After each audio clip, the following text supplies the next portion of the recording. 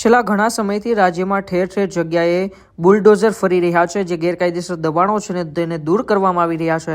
ઘણા એવા મહાનગરો અમદાવાદ, સુરત, રાજકોટ કે વડોદરાથી લઈને હવે નાના નાના નગરો સુધી પણ બુલડોઝર પહોંચ્યા છે અને જે પણ ગેરકાયદેસર દબાણો છે તેને દૂર કરવામાં આવી રહ્યા છે. ત્યારે જૂનાગઢની અંદર પણ અત્યારે જૂનાગઢમાં આવેલા સરદારબાગ વિસ્તારમાં દબાણો દૂર કરવામાં આવ્યા છે. જૂનાગઢમાં વહીવટીતંત્ર દ્વારા આ દબાણો હટાવો ઝુંબેશ અત્યારે તેજ કરવામાં આવી.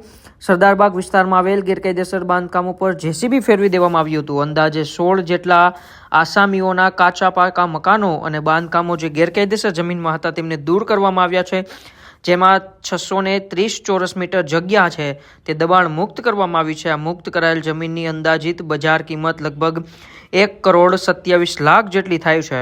આ કામગીરીમાં મામલતદાર, જૂનાગઢ શહેરની ટીમ સાથે સાથે પીજીવીસીએલની ટીમ અને જૂનાગઢ કોર્પોરેશનની ટીમ દ્વારા સંયુક્ત રીતે મળીને આ કાર્યવાહી હાથ ધરવામાં આવી હતી. દબાણ ધારકોને 6 મહિના અગાઉ નોટિસ આપીને પૂરતો સમય આપવામાં આવ્યો હતો. ત્યારબાદ જે આ દબાણની કામગીરી કરવામાં આવી હતી તે બાબતે અધિકારીઓ શું કહી રહ્યા છે, આવો આપણે તેમને સાંભળીએ. Dashrathsinh Jadav, city survey superintendent Junagadh. આજ રોજ સરદારબાગમાં આવેલા અલગ અલગ 16 જેટલા આસામીઓના કાચા પક્કા મકાન દૂર કરવાનું આયોજન કરવામાં આવેલ, જેમાં મામલતદાર શ્રી જૂનાગઢ શહેરની ટીમ, પીજીવીસીએલની ટીમ તેમજ કોર્પોરેશન જૂનાગઢની ટીમ દ્વારા સંકલિત કાર્યવાહી હાથ ધરવામાં આવેલ છે.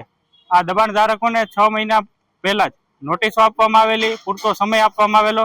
ત્યારબાદ કાયદેસરની કાર્યવાહી અનુસરીને જ તમામ દબાણદારોને પૂરતો સમય આપ્યા બાદ આ દબાણ દૂર કરવામાં આવેલ છે.